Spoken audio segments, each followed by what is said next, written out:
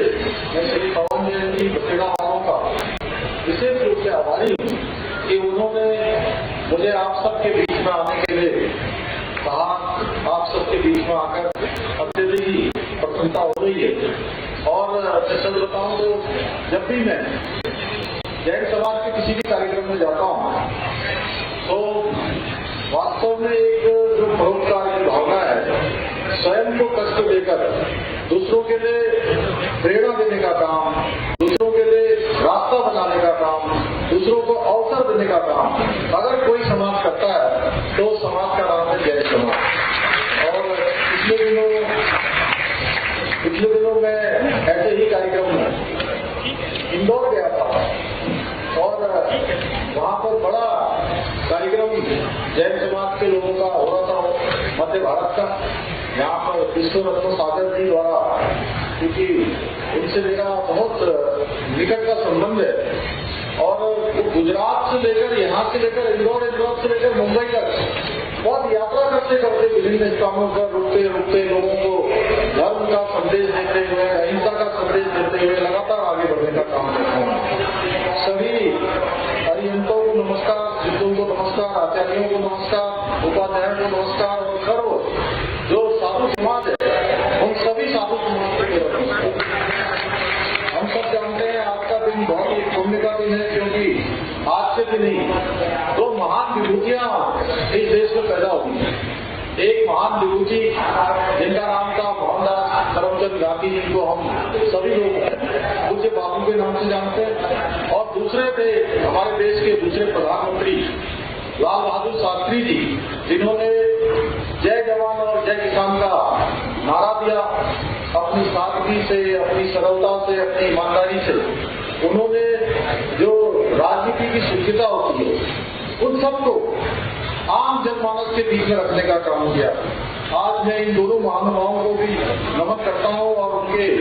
द्वारा जो आदर्श स्थापित किए हैं उन आदर्शों को आत्मसात करने का भी हम प्रण लेते हैं। इन दोनों महाआत्माओं ने जहाँ जीवन की यात्रा की, हर पीढ़ी को कर्तव्य पथ पर चलने के लिए प्रेरित किया। दोनों ही महापुरुष जो हमारा महान जो समाज है, जैन धर्म है, वो जैन धर्म के समाज का दोनों ने एक जीवन भर प्रण लिया था। दोनों उसका अनुसरण करते थे और जैन धर्म के सिद्धांतों का पालन करते थे, उन पर चलते थे। जैन समाज का एक क्षेत्र एक विशिष्ट प्रेरणा कुंज का भी काम करता है। यहाँ पर स्थित अति प्राचीन नौनियुक्त चिंतामणि श्री 1008 भगवान पार्श्वनाथ जी की प्रतीक अलौकिक प्रभा से युक्त और इस सब के दर्शन करके हम सब लोगों को भी आत्मिक शांति की प्राप्ति होती है, शांति मिलती है। भाइयों बहनों, संस्कृति दर्शन और जैन धर्म का अति विशिष्ट स्थान है। जैन धर्म जहाँ प्राणी मात्र की जो कल्याण की भावना उसके अंदर नहीं है, इसीलिए वो धर्मों में भी विशेष धर्म के रूप में, एक अलौकिक धर्म के रूप में जाना जाता है। जहाँ जैन धर्म का मुख्य बिंदु अहिंसा है और जैन धर्म के अनुयायी के जीवन में अगर किसी को सबसे पहला स्थान दिया जाता है, सबसे सर्वोच्च स्थान दिया जाता है, तो वो है अहिंसा को सर्वोच्च स्थान दिया जाता है। महात्मा गांधी जी ने, आज उनका जन्मदिन है, पूरे जीवन भर जैन सिद्धांतों का विशेषतः सत्य, अहिंसा और सत्याग्रह के साक्षात दर्शन किसी धर्म में होते हैं तो जैन धर्म होते हैं। महात्मा गांधी ने अपने संपूर्ण जीवन के दौरान जैन धर्म के 5000 महाव्रतों को भी अधिक आयाम देने का, अधिक विस्तार देने का कार्य किया। गांधी जी ने करुणा, सहिष्णुता, शांति के दृष्टिकोण से भारत और दुनिया को बदलने में भी जो महत्वपूर्ण भूमिका निभाई। इतिहास हमको बताता है कि जब महात्मा गांधी जी अपनी माता पुतलीबाई से विदेश जाने की जब अनुमति मांग रहे थे, उस समय एक जैन मुनि बेचर जी स्वामी के समक्ष उन्होंने पुत्र मोहनदास से मांसाहारी भोजन को त्यागने, मदिरा का सेवन न करने, पर स्त्री के त्याग का संकल्प लेने पर ही उनको अगर अनुमति दी थी तो विदेश जाने की अनुमति प्रदान की थी। जैन दर्शन के अनुरूप गांधी जी ने आजीवन सिद्धांतों पर अटल रहते हुए सामाजिक, नैतिक और आत्मिक प्रकृति को सुनिश्चित करने की दिशा और शिक्षा दी पूरे देशवासियों को दी। अहिंसा जैन धर्म की आचार संहिता है जिसे गांधी जी ने राजनीति की व्यवहार संहिता में परिवर्तन कर इस देश को और दुनिया को एक नई राह दिखाने का काम किसी ने किया तो महात्मा गांधी जी ने किया। राष्ट्रपिता ने जैन धर्म को आत्मसात करते हुए अहिंसा को एक ऐसा प्रायोगिक रूप से प्रस्तुत किया जिससे कि पूरी दुनिया ने प्रसन्नता के बंधन तोड़े और सारी दुनिया जो है स्वतंत्रता के आगाज में आगे आई। जैन धर्म ने पूरी दुनिया को सिखलाया कि अहिंसा वीरों का धर्म है, अहिंसा आचरण वीरों का कर्म है, अहिंसा सामूहिक चिंतन वीरों के जीवन का धर्म है। हमारे जैन समाज में केवल अहिंसा का पाठ ही नहीं पढ़ाया बल्कि संगठित कैसे रहा जाता है यह भी समय समय पर, चाहे हरिद्वार में होने वाले कार्यक्रम में मैं उनके बीच में गया हूँ या उज्जैन में महाकाल की नगरी में होने वाले कार्यक्रम के बीच में उनके बीच में गया हूँ, तो चाहे आप सबके बीच में आज मुजफ्फरनगर में यहाँ मंगलानंद सागर जी महाराज की उपस्थिति में इस कार्यक्रम में यहाँ सम्मिलित हुआ हूँ। हर कार्यक्रम में मैंने देखा है कि एक बृहद संगठन, एक आत्मीय संगठन और संगठन में कितनी शक्ति है यह दिखाने का काम किसी समाज ने किया है, किसी धर्म ने किया है तो जैन समाज ने किया है। इसका बहुत बड़ी दुनिया को कराया है। देश की आर्थिक गतिविधियों में भी जैन समाज का बहुत बड़ा योगदान है और विभिन्न व्यवसायों के जरिए असंख्य लोगों को रोजगार देने का काम किया। अभी राकेश जी कहीं मिला रहे थे, किसी की झगड़ेड़ा में मिल है,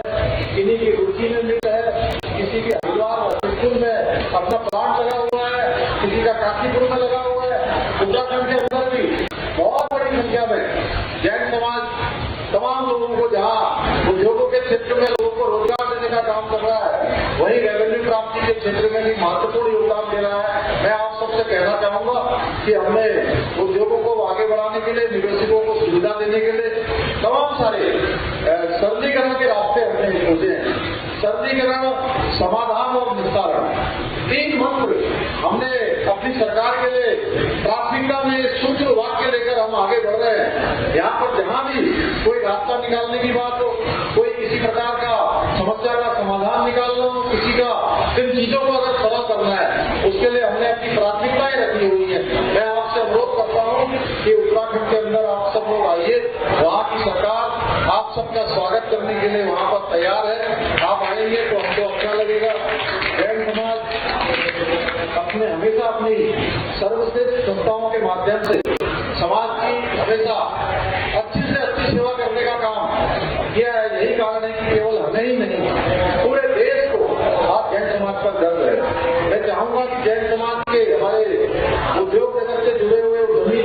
उत्तराखंड में आए, अपनी व्यावसायिक इकाइयां स्थापित करें और प्रदेश के विकास में